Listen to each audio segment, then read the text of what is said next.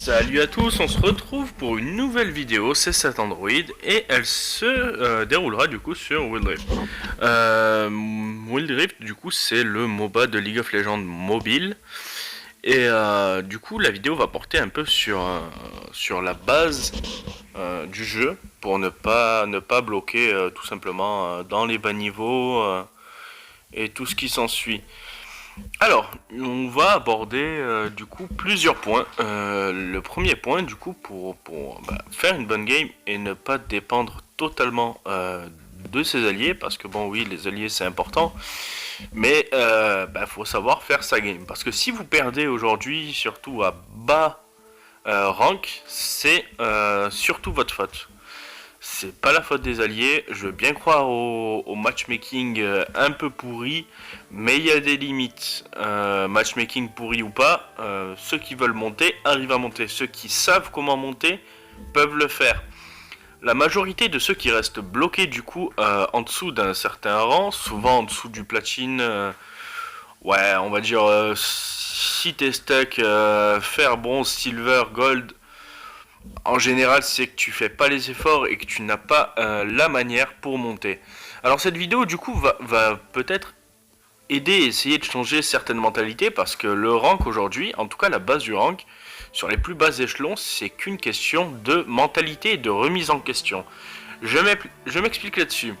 Le Stuck Silver, on va l'appeler comme ça, tiens, le petit bonhomme va s'appeler le Stuck Silver. Le Stuck Silver, lui, ça va être la faute de ses mates s'il perd. C'est le meilleur joueur du monde. Il maîtrise son champion. Souvent, il est OTP. Il n'est pas flexible. Ça veut dire qu'il ne peut pas changer de lane. Si on le bouge de sa lane, ça risque d'être compliqué pour lui. Du coup, le Stuck Silver, c'est une bestiole assez bizarre quand même. Hein. C'est une bestiole assez têtue, assez imbu de lui-même très souvent. Alors, le premier point que je voudrais aborder, du coup, c'est au niveau du build. Pas mal vont se référer du coup à des sites externes pour faire leur build. D'un côté, c'est très bien parce que ça va vous donner un build de base qui souvent sur les sites ne sont pas mauvais, vraiment, ne sont pas mauvais les builds. Ensuite, du coup, vous pouvez vous référer au Discord de Wild Rift FR que je mettrai en description pour du coup poser des questions pour les builds. Et secondo, ce que beaucoup n'ont pas fait et ce que beaucoup ne font pas, c'est de se renseigner sur les items. Euh, Tout simplement, pas mal de gens vont construire, par exemple, vont se build une Yomu, mais ne vont pas connaître ni le passif, ni les effets, ni rien sur l'item. Donc la base du métier, c'est de connaître ce que vous achetez. Si vous achetez un item avec un passif, mais que vous ne savez pas comment faire proc le passif le plus efficacement possible, ça ne sert à rien d'acheter cet item.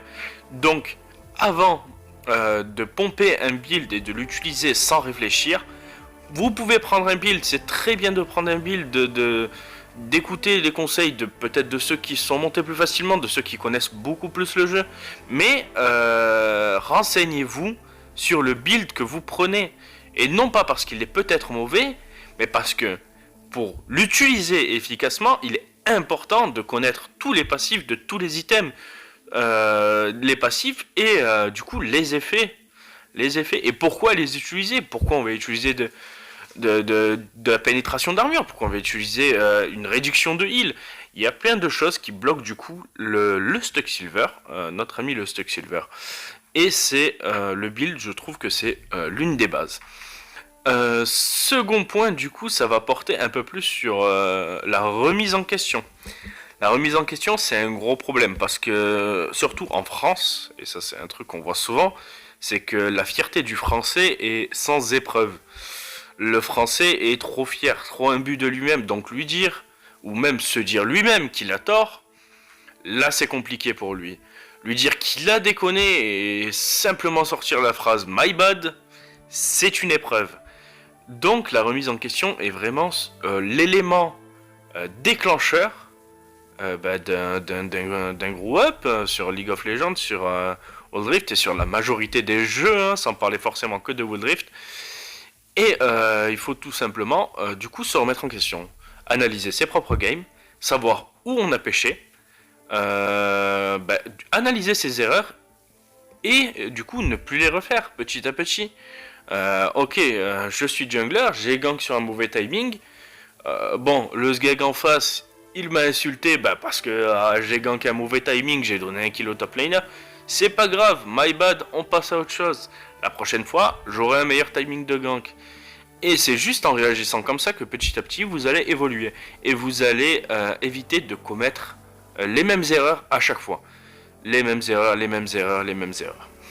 Donc se remettre en question, c'est la base du métier. N'hésitez pas à demander des conseils à plus fort que vous parce que vous trouvez toujours plus fort que vous. Il y a toujours... Vous avez beau faire des super games avec Z en silver, ça veut pas forcément dire que vous êtes bon. Donc demandez des conseils. Soyez tout simplement lucide quant à vos games. Parce que vous êtes loin de faire des bonnes games, surtout si vous êtes stuck silver. Et il est encore possible de sortir de ce phénomène. Troisième point que j'aimerais aborder, la flexibilité des lanes. C'est bien beau de savoir jouer une lane ou un champion, la flexibilité des lanes et des champions du coup. Mais savoir s'adapter sur Wild Rift est extrêmement important, sachant qu'en plus, aujourd'hui nous n'avons pas encore la sélection des lanes. La sélection des lanes qui permettrait du coup d'être plus fréquemment sur les lanes choisies. Mais ça restera toujours aussi important, même après l'arrivée de le choix des lanes, d'être flexible, de savoir jouer un rôle qu'on n'a pas l'habitude de jouer. Ça va vous permettre deux choses d'être flexible. D'une, le jour où vous ne pouvez pas jouer votre lane, de maîtriser tout simplement une lane et de ne pas feed, de ne pas passer une mauvaise game.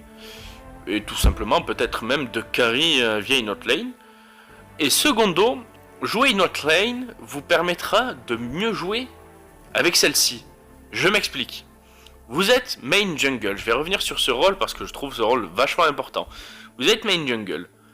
Vous allez plus facilement vous adapter, que ce soit pour la top lane, la mid lane ou la bot lane, en sachant comment joue cette lane.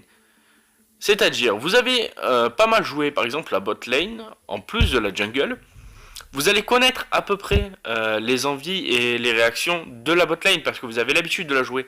Et du coup, en étant jungler, vous allez beaucoup plus vous adapter, et peut-être beaucoup plus comprendre pourquoi la DC n'a pas go in, pourquoi le support a back à ce moment-là.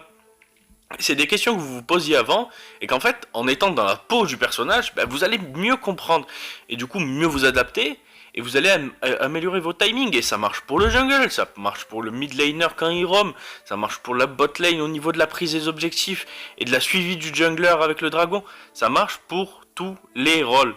La flexibilité, c'est vraiment important et c'est un point à travailler pour monter très facilement, être flexible.